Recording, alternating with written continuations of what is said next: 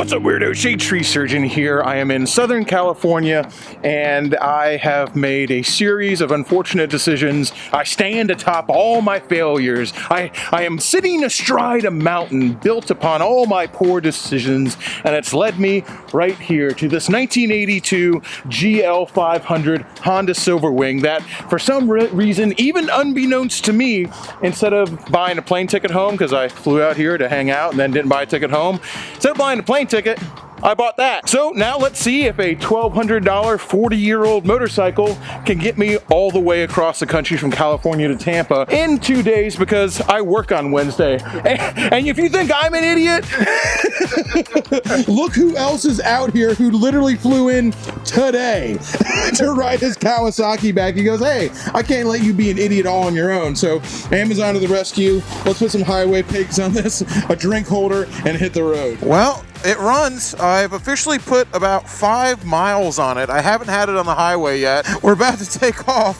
I hope it'll do 80. It's actually, as of right now, unconfirmed if it will. Well, I got my highway pegs. David set me up with a freaking, the taxi cab special beads on the seat back here. Very important. Trust me, you do not want to do a trip like this without highway pegs. All right, well, David's bike sounds pretty good. Coast to coast, baby. California to Tampa on a bike that I put 5 miles on, that I paid $1,200 for. What's the worst that could happen?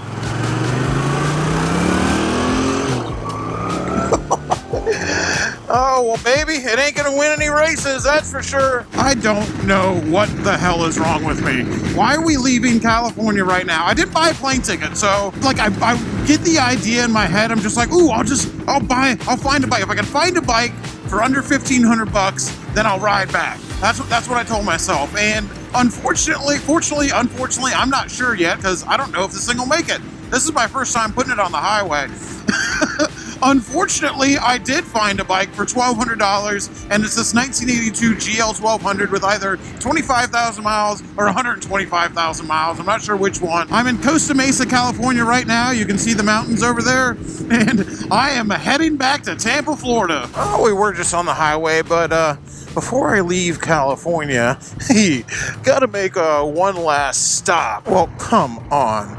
We can't leave the state of California without stopping by the dispensary, baby. All right, David, I promise I won't take too long. During my intermission at the dispensary, let's talk a little bit about Honda's CX500, the Twisted Twin, also known affectionately as the Plastic Maggot. This is just a motorcycle that defies everything. It defies common sense, it defies good taste, it defies good design. Well, reliable design certainly, but aesthetic design, it kind of spits in its face.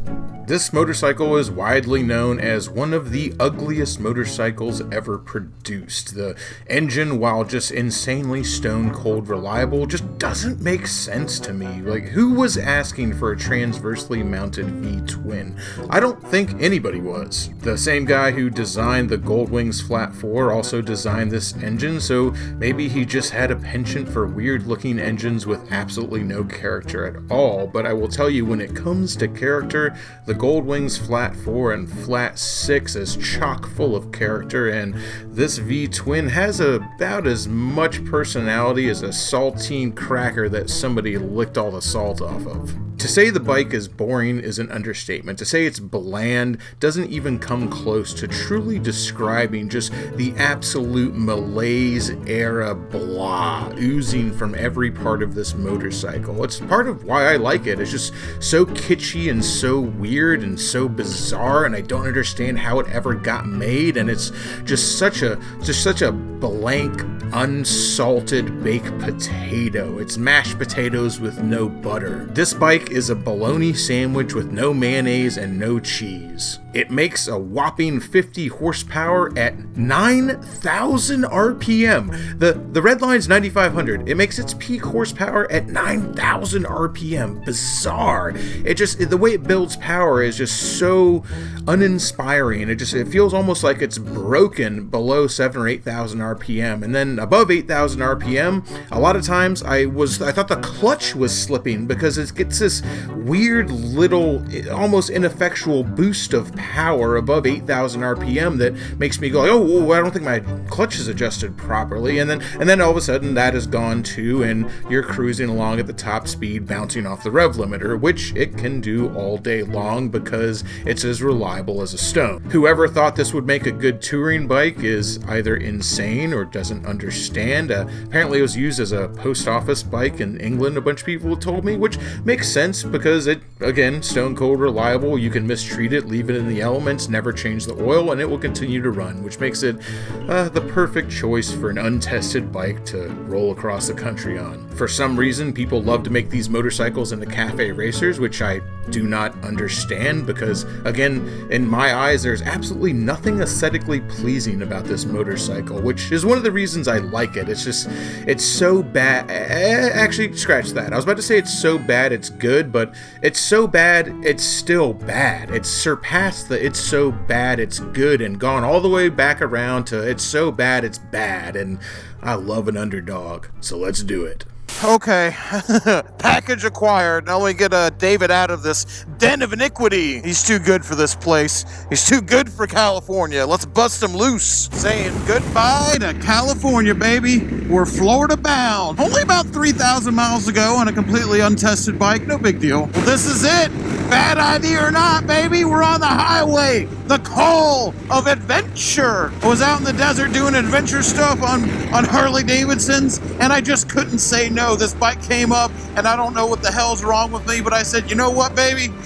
Let's do it again. I'm not ready for the adventure to be over. I don't want my adventure to end and not in glory on riding an airplane home. Hell no, man. That ain't how we do it. We're riding back triumphant. A GL 500, baby. Why not? 500 cc's of pure luxury. Buzzing our way back to Tampa, Florida, all across the United States, baby. $250 a cylinder. Who says you can't have fun for no money? $1,200? Shit, man. Plane ticket was like $500. Who needs a plane when you got a 40-year-old Honda to carry your carcass back to Tampa? Can I say I was just having such a good time riding all over California? I didn't want it to be over. And I don't know if heading into the mountains in the pitch black of night is exactly the best idea, but here we go. Baby, Def Leppard, let it rock, let it roll. Bringing me on into this California night, headed into the darkness. Only excitement and adventure awaits across yonder mountains. Me and David intend to find it. Woo! Oh my God, this feels good. My absolute favorite, man. I was getting so bummed out thinking about having to sit on a plane, and now I'm on a crappy old bike. Who knows if it's even gonna make it? Untested. I didn't even check the goddamn oil. We just hit the road, baby. We're doing it to it. Florida bound. I feel so good. I'm alive. I'm on fire. My skin is made out of pure electricity. Woo! This is the stuff I love. Coming over that mountain. And boy, I didn't like going up the mountain, that's for sure. Going over that mountain and seeing the city spread out underneath us in the night. Much rather see it from the back of a bike than an airplane. An actual tumbleweed. There's no fuel gauge on it. Oh, I'll tell you, this poor little bike ain't liking it out here in the desert. I'm getting blown around like a feather, man. When you're on a tiny little bike and you're in the middle of the desert just outside of Palm Desert and these winds are picking up, you ain't falling asleep, man, because it's an exciting ride. Made it through the desert. Listen, well, we ain't through the desert yet, but wow, dude, I was leaning sideways into that wind the whole time. I turned my GoPro off and I couldn't even take a hand off the handlebars to turn it back on to show y'all how bad it was. That was intense. Also intense because I'm pretty sure David's running on fumes back there. And we just said we're at Shirayako Summit. And it said, you better pull off here if you want gas. Next gas is over 60 miles away. That's what everybody told me about riding through the desert. They say, if you're around 60, 70 miles on your tank and you see gas, you better stop. All right, it's about 7:30 at night. It's freezing. We're in the middle of the California desert. It's about pickle 30, baby. My very first pickle of the trip. Delicious. I don't want to jinx myself, but man, would it be bad to break down out here? There's about an exit every 20, 30 miles. Like, even if you broke down and we could go to a gas station and get something to fix it, you're talking about probably like over 100-mile round trip, because not only do you have to find a gas station, which can be like 60, 70 miles away, you got to ride back, and then you got to ride far enough to get it to an exit and ride back the other way, because I don't know what's in between here, but it doesn't look anywhere you could cross. Fingers crossed on this one, baby. If I'm going to break down, please don't let it be in the desert. All right, dinner at Denny's. Heading into Phoenix. We're about to leave California, I think. Eastbound and down, baby. See you later, Cali. Ooh, hills are definitely not this motorcycle's favorite thing.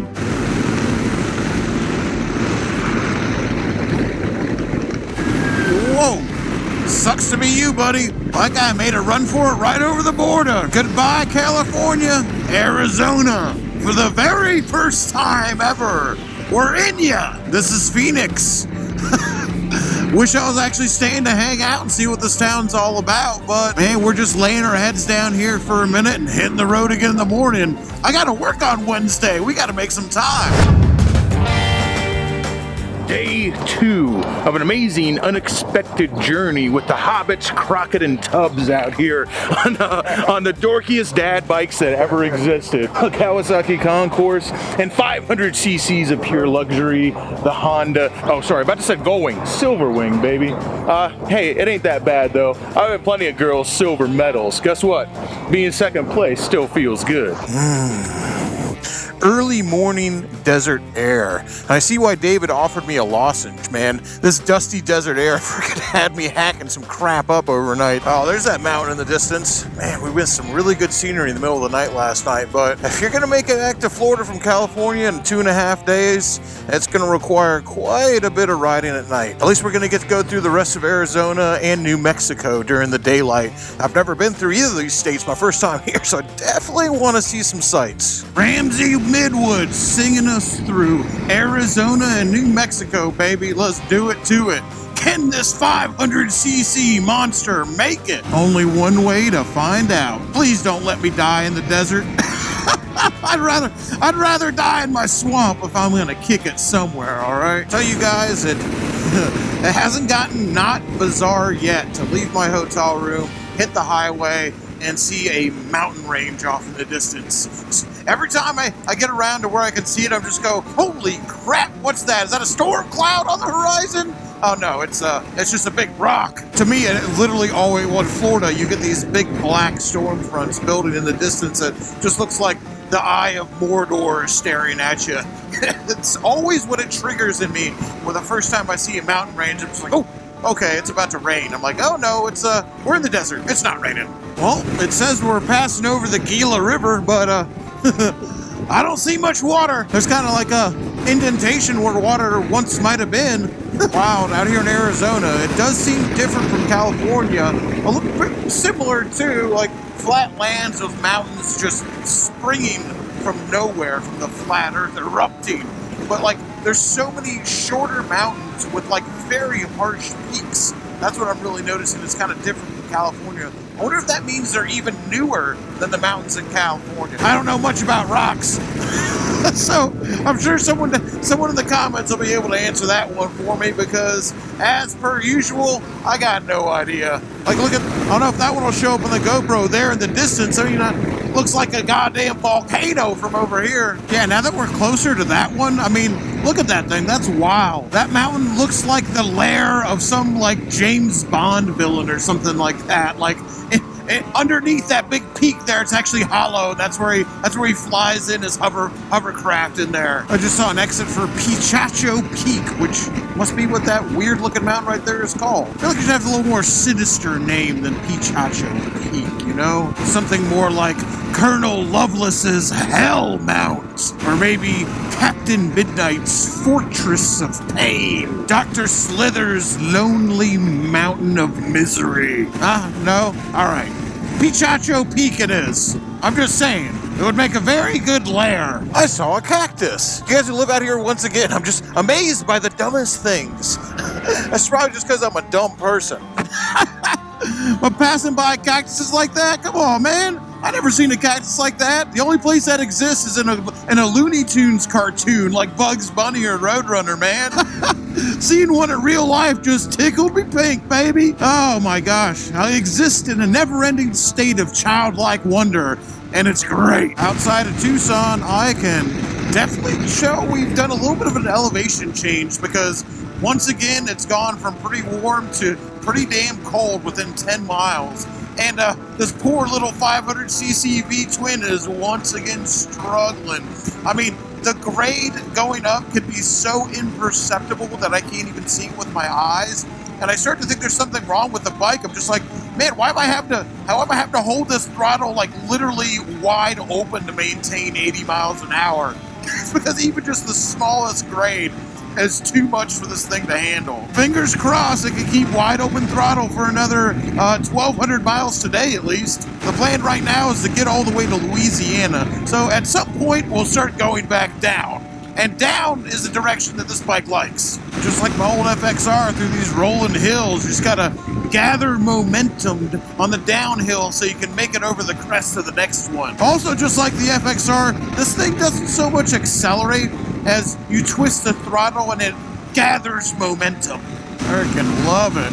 See for what feels like forever till those mountains. And I imagine here in the next couple hours, we're gonna be on the other side of them mountains. Oh my God, the thing! I want to stop so bad. I can't. The thing, the mystery of the desert. I love stuff like that. Dude, I will always pay $1 to see what's behind the curtain. Oh my God, there's so many sides to the thing! I'll be amazed. I want to be amazed. I love being amazed. We can't though. We're going to make it back. I got to work on Wednesday. I can't stop and see the thing, and it's heartbreaking. And that's the coolest part about traveling long distances where you can see forever. Those mountains that look so far away, like miles, and well, they weren't miles away, they were like 30 miles away.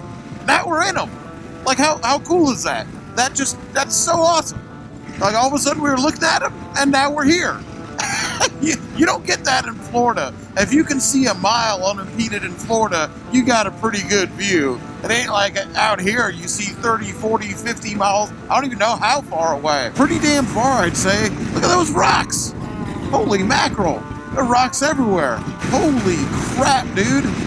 Look at that rock up there. It's just hanging out. Dang, dude. I've never seen them like that before. It looks like it's about to fall off the side. They got that sucker super glued on or what? How many pieces of duct tape are holding them rocks up there? It just looked like the playthings of the gods strewn about this what would you call it? This mountain high plain? I don't even know. Oh. Wow. That's freaking amazing.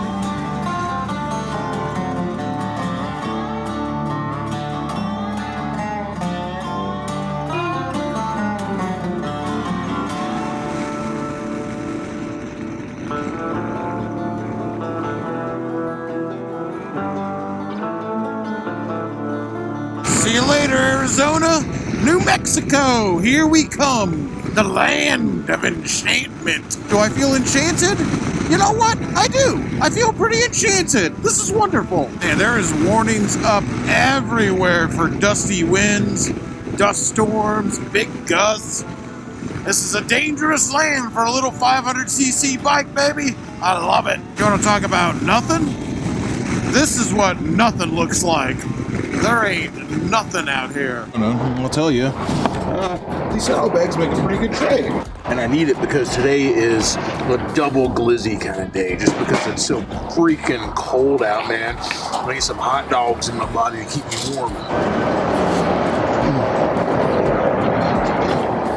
Delicious. That gas station is about the only thing around for what looks like a very, very, very long time.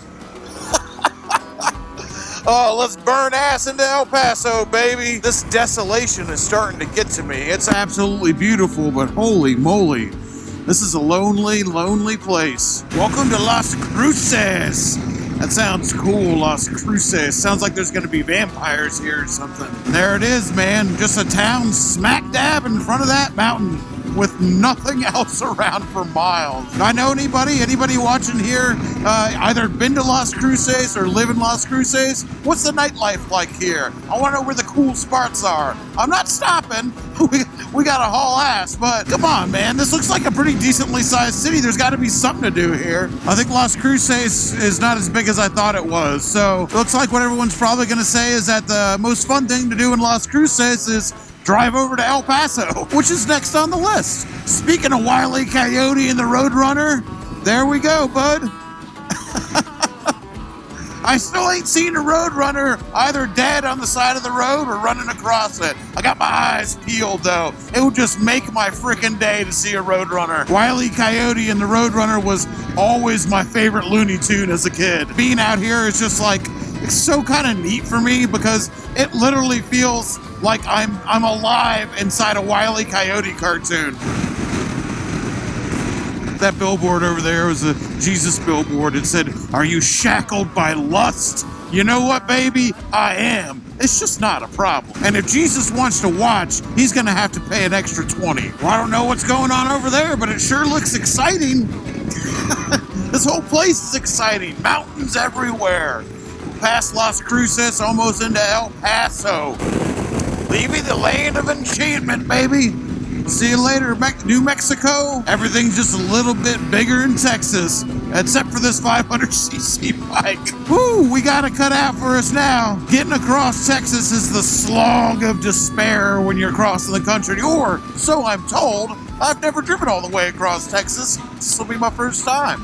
Damn, all right, El Paso. I'm sorry I'm not stopping here. El Paso looks freaking awesome. Dude. This looks like a really, really cool city. I had no idea it was this big. I don't know why. I thought it'd be kind of a smaller town. El Paso is huge, dude. Oh, look at all these houses on the freaking on the hill over there. They're all pink and green and turquoise and stuff. I dig it, man. Looks like Mexico a little bit. But there's all sorts of great food and honky tonks and all sorts of cool stuff in El Paso. I have to come back here. And just like that, we're back to nothing. El Paso was gigantic. It took us like a half an hour to ride through it. Literally a few miles outside of El Paso, ending straight nothing again. Just nothing but absolute desolation as far as the eye can see. Wow, just wild how that happens out here. Well, I think we're taking the scenic route because we're heading out here to check out the Mexican border. I'll be honest, this is the closest I've ever been to a foreign country. Total admission, I do not have my passport. I keep meaning to get one. I've never left the United States. So this will be the closest I've ever come. I said, that's Mexico. Yeah, I wasn't sure if you'd ever seen the border wall before. Never. You guys remember when I had that plan to ride my FXR all the way to Mexico City? COVID kind of put a kibosh on that one, and then I kind of blew up the FXR engine, but I don't know. Maybe one day when it's got a new one. Damn! They just raised the speed limit to 80 miles an hour. This poor little bike, man. I'm literally at 80 miles an hour. Well, roundabouts there. My old needle is a little spastic. I'm turned in between 8,000 and 9,000 RPM. It only redlines at 9,700. This is basically wide open throttle. I got my throttle lock on here. Wide open throttle, pretty much at redline. We got a little bit left there. Just to do the speed limit right now. That's wild. There you go, man. Can a 40-year-old motorcycle, a 40-year-old 500cc motorcycle maintain a redline pace for literally like 19 hours straight? Only one way to find out. I don't think I could be experiencing this part of Texas at a better time. Just like this gorgeous Texas sunset. It looks like a painting out here. And this has got to be, I mean, I've only been to a few parts of Texas, but now I've been to most of it because I'm riding straight across the damn thing.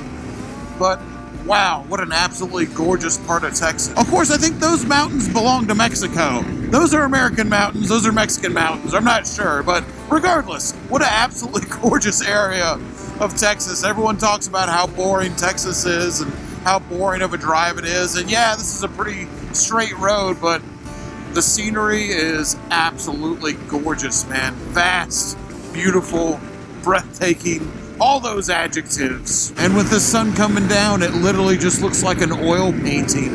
It looks like a vignette of some old spaghetti western or something like that. It looks otherworldly, but in such a way that it looks unreal because it looks like it's from a movie. Which, these mountains have probably been in a movie before, so I wouldn't be surprised if these have been the backdrop for a few westerns. Literally pinned open to maintain 80 miles an hour climbing into the mountains. Uphill is not this motorcycle's friend. Okay, we're evening out here. I don't know how much more climbing we gotta do. I mean, so far, it can at least keep 80.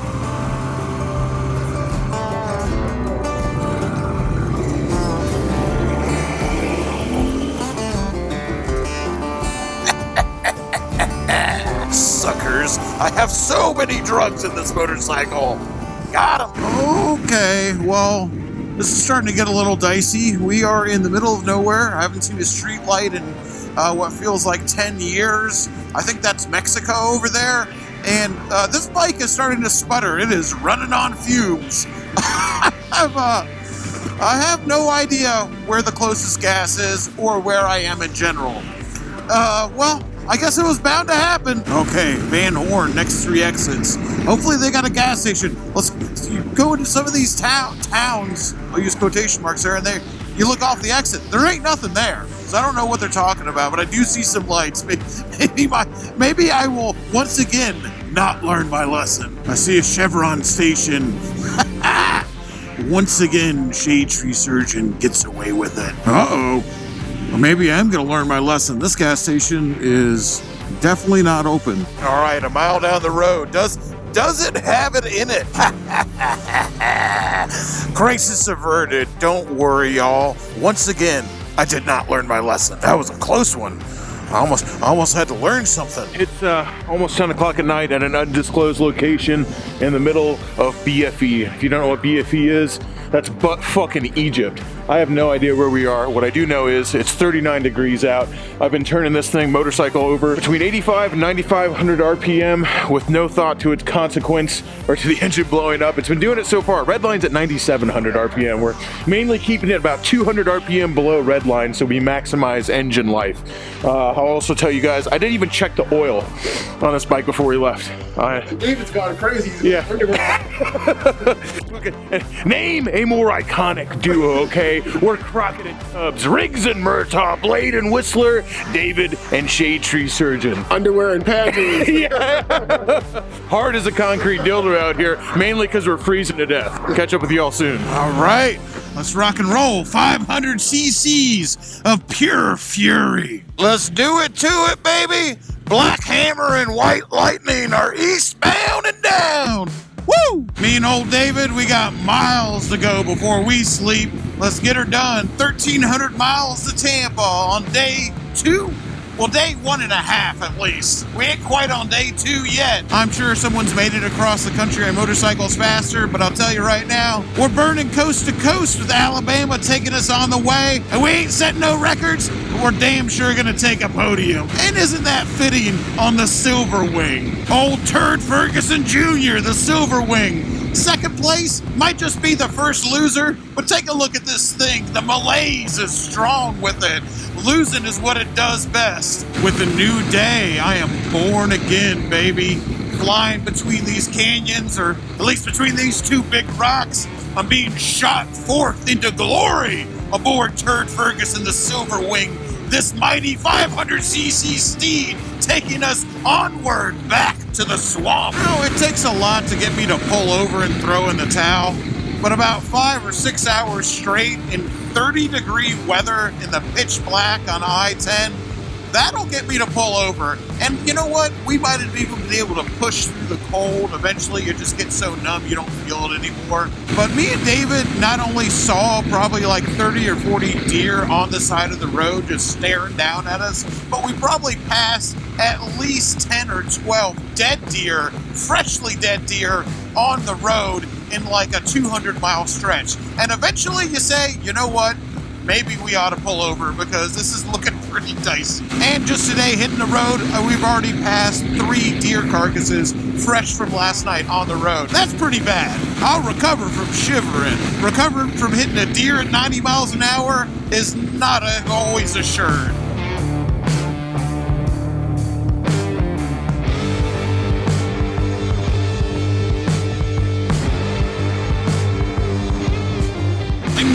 green again.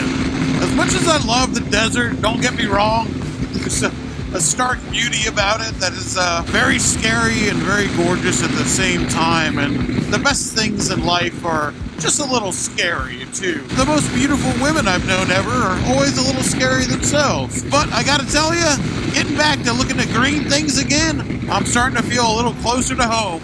We're still in Texas, but seeing all this green is just bringing me back to life. If I was going to live anywhere in Texas, I imagine it being a place like this. It's just about beautiful, isn't it? Green trees as far as the eye can see, rolling hills. I can dig it, man. I can dig it. All right, back at it, eastbound and down once again. About to leave Texas, hopefully, the interminable Texas. We have been riding across Texas for the majority of the ride across America. I'll tell you that. If you do I-10 from California to Tampa, if you're going coast to coast that way, the majority of what you're going to do is ride through Texas. But I'm not complaining too much because Texas, let me tell you, I've never seen that part of Texas before. I've only ever been to Dallas-Fort Worth, so I've only ever driven through that part, and I wasn't really impressed with the scenery. Coming out of California through San Antonio, now up into Houston, it's been absolutely gorgeous. Not complaining at all that we spent this much time in Texas. I'll tell you, the traffic in Houston is brutal. I don't know if it's worse because we're about to hit Thanksgiving or if it's better than it usually is, but right now, that's pretty bad. Going through Houston, Texas is taking its last pound of flesh before it lets us escape. Well, if you couldn't tell from the random casinos on the side of the road, we have escaped Texas and we are back in Louisiana. I want to say we're in the home stretch. I'm just like, man, we're back in the swamp. Louisiana, we're here. I'm home. I'm in the home stretch, but that is actually not the case because Florida is long. So even though we're in Louisiana and we've escaped the longness of Texas, we're about to go back into the wang on Turd Ferguson Jr. here, the little CX500 that could. We've still got close to 900 miles left. Let's start clicking them off, baby. At this point, I'm feeling pretty damn confident in this little bike. We've done freaking over 2,000 miles at 9,000 RPM in the past 2 days. So, what's another 900? Oh, yeah. We're definitely back where I belong. Even though we went up to Big Bear and saw that big body of water there, I'm just used to being surrounded by water, man. Now we're back in Louisiana. That's definitely the case again. What can I say, baby? I always knew I was a reptile. That's what my mama always told me. I just didn't know I was an amphibian. Can't be doing that desert heat. I need to be down where it's moist. You know, I always wondered what would happen if a crash happened on one of these narrow bridges that cross all these swamps in Louisiana, and I guess we're finding out. This is what happens. This one isn't even as bad. At least this one has a shoulder to pull on. A lot of these bridges over the swamps don't have anything on either side. You'd be stuck. Well, I guess the crash happened where there was no shoulder at all, because that shoulder's gone now. Yikes. That's rough, isn't it? Not sure what we're gonna find at the Tiger Cafe, but let's see what it's all about. Well, we took a look around the Tiger truck stop and we decided maybe not the best place to stop and eat dinner. It was pretty rough inside. When something's pretty rough for Louisiana, that's rough indeed. Too rough for me to eat in Louisiana is too rough to be allowed in most other states. All right, off to greener pastures, or at least less smelly pastures. Oh, if we can get through these roads, man. Louisiana roads, it's like driving through Baghdad. It's so bad. Rolling through Baton Rouge, baby. Calling Baton Rouge, like old Garth says. We ain't calling it for long. We're in and out. As usually when I get this close to the wang, things start getting real familiar. I've driven through Baton Rouge so many times, I almost know the way home by heart at this point. Not quite by heart, still gonna trust the box. All right, y'all, good news and bad news. Not sure which one is which. The bad news, it's about 37 degrees. The good news, we've only got about 780 miles to go. What's the worst? Oh, sorry, no. 651 miles to go. A walk in the park.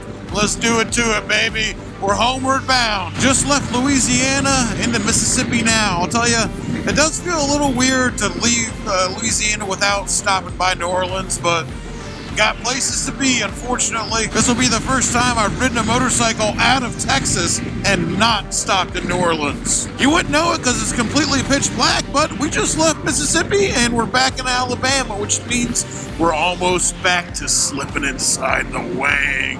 Only 539 miles to go till we're home. Alright guys, this is about where my GoPro video ends, because at a certain point, I literally did not have it in me to continue talking to the GoPro. I'm not gonna mince words, I'm not gonna lie to you guys, I'm not gonna make this seem more cool than it was. This was absolutely, without a doubt, the most brutal thing I've ever done on a motorcycle. I'm still not sure exactly why I did it. Sometimes I feel like I'm answering challenges that were never issued. When I got to California, I got the idea in my head that if I could find a motorcycle for under a certain amount of money, I would buy it and I would ride it back. And I did, and I just was in my head saying, you know, who dares? Who said that Shade Tree Surgeon can't ride a $1,000 500cc motorcycle all the way back to Tampa from California in 2 days? Who said it? Who out there said that? I can do that. You can't tell me what to do. I can absolutely do this. Then about 500 miles into the trip, I'm just in the middle of the desert in the pitch black going, nobody said that. I don't think anybody ever said you couldn't do that. I don't think anybody ever said anything about it. And it was just like all just this weird, I don't know. I get in these manic fits and I'm like a dog with a bone. I cannot be talked out of something. Now, it being the most brutal thing I've ever done and incredibly dangerous doesn't make me feel bad that I did it, but I have to be honest about it. I'll do these trips on just very cheap, untested bikes and I come out the other side of it saying, hey, look, you can do this. Anybody can do this. Look at me. I did it. I got away with it. But I feel like I barely got away with it. Like, this was kind of a bad idea looking back on it. Obviously, the bike performed flawlessly. There was not one single issue with this bike. I mean, it literally is a tank. You could use this engine to run a generator or a water pump, and I'm sure there's someone out there in some third world country with like the ass end cut off a CX500 using that shaft drive to flood his fields right now. It seems stone cold reliable. And you know, but maybe it wouldn't have been. Maybe something would have gone wrong. And that was one of the real issues that I was coming in, going across the desert. There sometimes is like 70 miles between the exits, between gas stops. And you're like, oh, well, 70 miles. Like, you can get 70 miles on a tank. That's not that big of a deal as long as you always make sure to stop for gas. And yes, that is true. But me and David were going through the desert in the middle of the night, 2 o'clock in the morning. The only thing on the road is semis going 100 miles an hour, and they ain't stopping for nobody. And when I say there's 70 miles between exits, I mean it. And after that, there is nothing. It was freezing cold. The wind had to have been blowing 40 miles an hour. You're just leaning sideways into it. We're already freezing. It's like 29 degrees out. And I'm just going, if this bike breaks down, what's going to happen?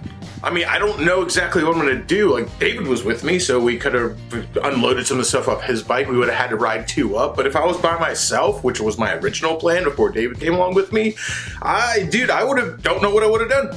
I really would have been boned. I mean, what are you going to do? You're going to walk 30 miles in the freezing cold, in the 40-mile-an-hour wind? I guess you would have had to when you tried to flag down a trucker. They ain't stopping for your ass. Around here, there's like call boxes and stuff like that. There's like nothing out there. There's nothing. And so it got to the point where if I broke down, which was a real possibility, it's a 40-year-old motorcycle, I would have been in serious trouble. Not just the kind of like, oh man, this is another adventure that I got to get my way out of, and it might be like an inconvenience for a little while. Like, no, that would have been seriously bad. On top of that, just the deer. Now, there are deer on the side of the road in Florida. People hit deer in Florida. That does happen. I have never seen that many deer in my life. Hundreds on the side of the road through those highways in Texas at night. Hundreds. It seemed like every 5 miles we were passing a dead deer in the road with blood and guts that was still wet. Like there was steam coming off the carcasses. They were that fresh. And when I say it was every 5 or 10 miles, it really was like that. It was to the point where there's a reason the only thing on the road is semis, because anything else is going to hit a deer and you're going to just be boned. And on top of that, Obviously, since I didn't plan on buying a motorcycle and riding back when I got out there, I was very, very ill prepared. Now, I did have my motorcycle jacket, but my motorcycle jacket has no insulation. There's no lining. It's just a jacket. There's nothing on the inside. Now, I'm supposed to be waterproof, but it's not really waterproof. It lets wind in all over the place. And underneath that, I had 2 flannels. On the rest of my body, I had a pair of blue jeans. I had my Adidas and socks, and that was it. And just kind of like regular leather gloves, like nothing insulated whatsoever. I have never been that cold in my life. Now, after doing this ride, anybody who says I won't ride in X temperature, I will never say a word to that person again. Now, everybody's been cold on a bike. Now, I've been cold on a bike, or at least I thought I'd been cold on a bike. Riding down the street, riding 10 miles in 30-degree weather or 25-degree weather, like you're cold at the end of it. Now, the difference is, what I wasn't thinking about is the fact that a lot of times, especially when we got further south, when I thought it would warm up, the temperature got as low as 25 and 27 degrees for most of the time. In fact, the last 12 hours of my trip, it did not break 30 degrees. The difference between riding 10 miles in 28-degree weather and riding 700 miles in the middle of the night with no sun in 28-degree weather is staggering. And you could have told me how bad it sucked, and I don't care how well you described how bad it sucked, I would have never understood until I did it. That was awful. There's a reason guys, I don't ever give up when it comes to filming. I'm always filming everything. The last 500 to 700 miles of my trip, I gave up. I didn't give up. I kept riding the motorcycle. Don't get me wrong on that one. But I gave up at trying to talk. It took every shred of everything I had just to keep the throttle twisted wide open, eyes unblinking straight ahead, colder than I've ever been. I'm recording this 3 days later. My hands still hurt.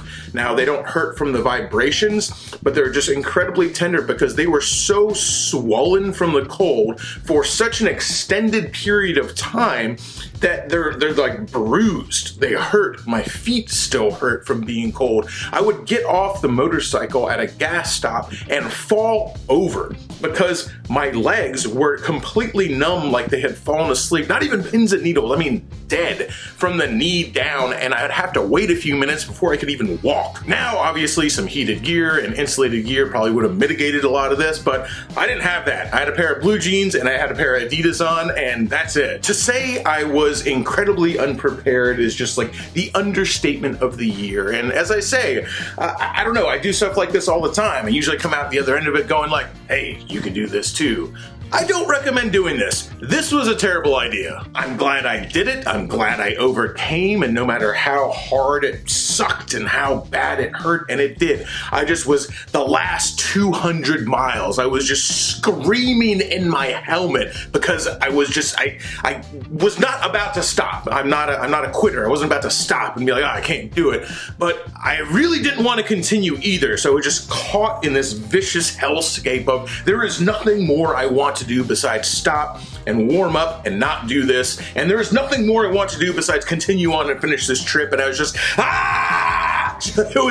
it was nightmarish, and I'm glad I did it. I'm glad I overcame it, and it feels good that I overcame, and I know what it feels like.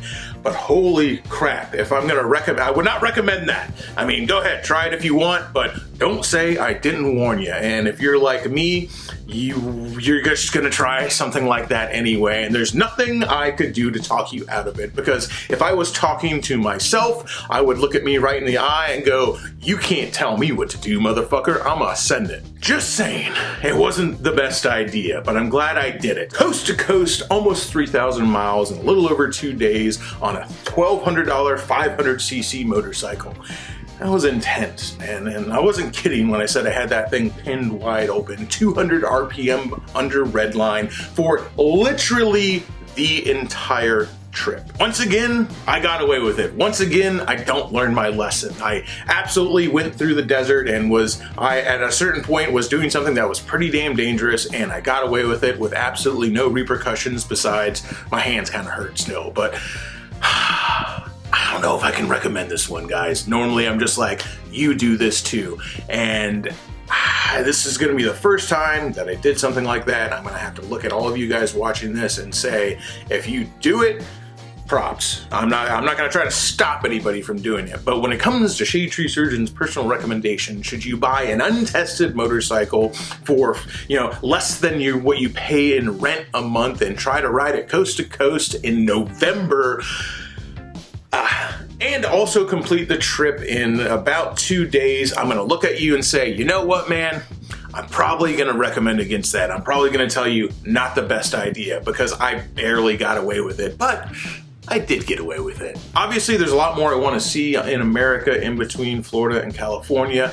I just wanted to say that I had ridden across the country, and I wanted to do it on a sketchy bike because, I don't know, something's broken inside me and I don't like nice things. Like, anybody could do it on a nice bike. I wanted to do it on a crappy bike, on a small CC bike, and because, again, like I said, I'm constantly answering challenges in my head that nobody's ever issued. So I'm sure there's gonna be people in the comments going like, man, you really just wasted that trip. Well, I didn't, because I only had 2 days to do it in. I had to be at work on Wednesday, so that was the amount of time that I had available to me to travel coast to coast at that time. Now, I'm going to try to do it again another time and take my time this time and see the sights a little bit, go back and see the thing in the desert, which I'm so upset I didn't stop at, and maybe take some more time to enjoy all the cities that looked really cool. But as it is, I didn't have the time to do that this time, so I didn't. But I still got to experience what it was like to drive from California to Florida.